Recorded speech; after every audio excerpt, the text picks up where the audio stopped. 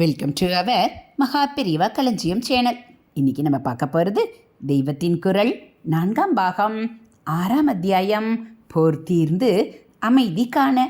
அதில் வேப்பம்பழ தித்திப்பு. யாராயிருந்தாலும் ஒரே கெட்டதாக பண்ணாமல் எங்கேயோ கொஞ்சம் நல்லதும் பண்ணுவதால் நடுநடுவிலே கொஞ்சம் கொஞ்சம் இன்பமானது நடக்கிறது. இந்த சந்தோஷம் கசையடிக்கு ஆயின்மெண்ட் போடுகிறது. எங்கேயாவது யாருக்காவது புண்ணியசாலிகளுக்கு கசையடி இல்லாமல் சந்தன பூச்சாகவே நடக்கிறது. அது ரொம்பவும் அபூர்வம். 100க்கு 90 நாம் பாபம் செய்தவர்களேயானதால் சந்தோஷம் 1 மடங்கு என்றால் கஷ்டம் 10 மடங்கு என்றே வருகிறது. ரொம்ப உசந்தாலும் வாழ்க்கையில் நாம் அனுபவிக்கிற ஆனந்தம் வேப்பம்பழ தித்திப்பு தான்.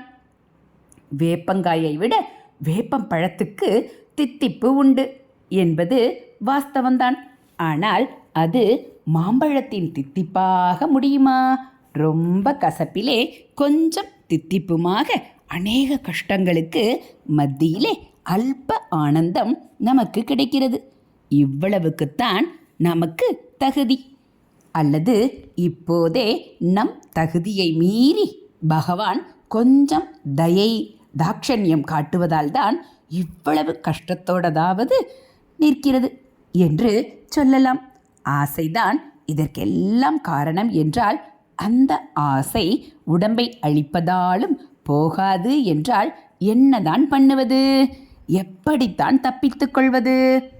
ஹரஹர சங்கர, ஜெய ஜெய சங்கர, மகா பெரியவா சரணம். அடுத்து விடாமுயற்சி வேண்டும். ஆசை அடங்க மாட்டேன் என்றாலும் திரும்ப திரும்ப அடக்க பார்த்து கொண்டேதான் இருக்க வேண்டும்.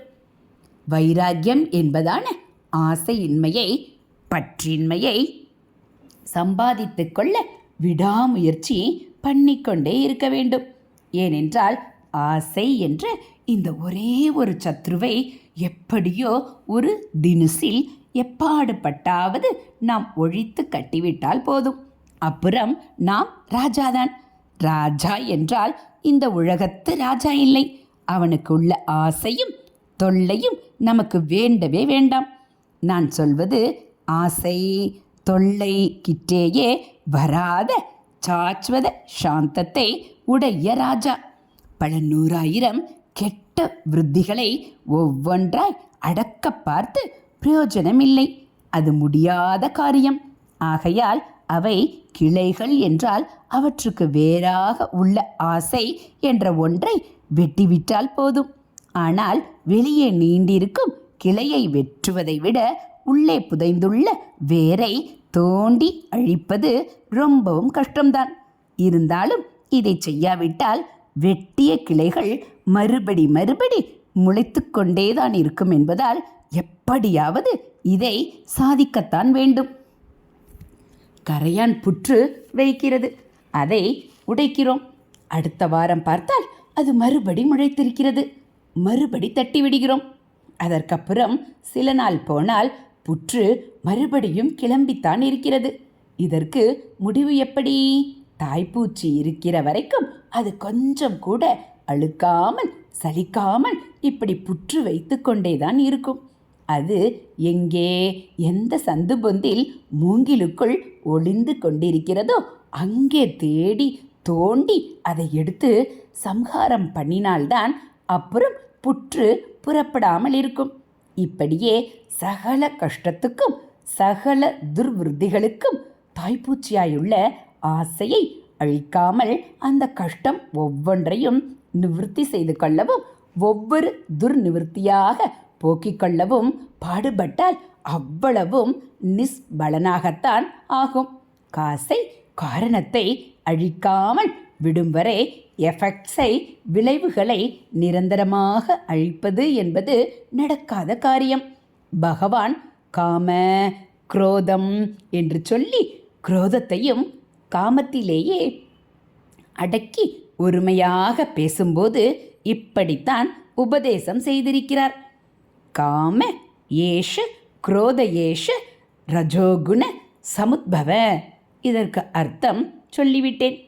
தொடர்ந்து மகாசனோ மகாபாப்மா வித்யேனம் இக வைரினம் என்று சொன்னதற்கு கொஞ்சம் அர்த்தம் சொன்னேன்.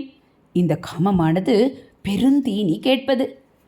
மகாசன ஒரு தரம் தீனி போட்டுவிட்டால், அதாவது ஒரு ஆசையை ஒரு தரம் பூர்த்தி பண்ணி கொண்டு விட்டால் அதோடு அதன் பசி தீர்ந்து விடுவதில்லை. சாப்பாட்டு விஷயத்தில் எப்படி ஒருவேளை போஜனம் செய்தால் சாச்சுவதமாய் நம் வயிறு நிரம்புவதென்றில்லாமல் தினம் தினம் 3 வேளை 4 வேளை சாப்பிட வேண்டி இருக்கிறதோ, அப்படியேதான் ஆசை பசியும் எத்தனை தடவை தீர்த்து கொண்டாலும் தீராமல் மறுபடி எழும்புகிறது. அப்புறம் மகா பாப்மா மகாபாவி என்று ஆசையை பகவான் திட்டுகிறார். நம்முடைய அத்தனை பாப பட்டாளத்துக்கும், அதாவது கெட்ட விருத்திகளான அசுரப்படைக்கும் அதுதானே உற்பத்தி சாதனம். அதனால் மகா பாப்மா வித்யேனம் இக வைரினம், வித்தி ஏனம் இக வைரினம். பொழிப்புரையாய் சொன்னால் இக ஏனம் வைரினம் வித்தி.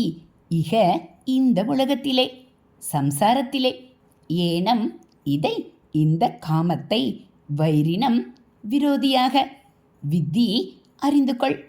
இந்த லோக வாழ்க்கையில் காமம்தான் பெரிய சத்ரு என்று தெரிந்து கொள்ளடாப்பா என்கிறார்.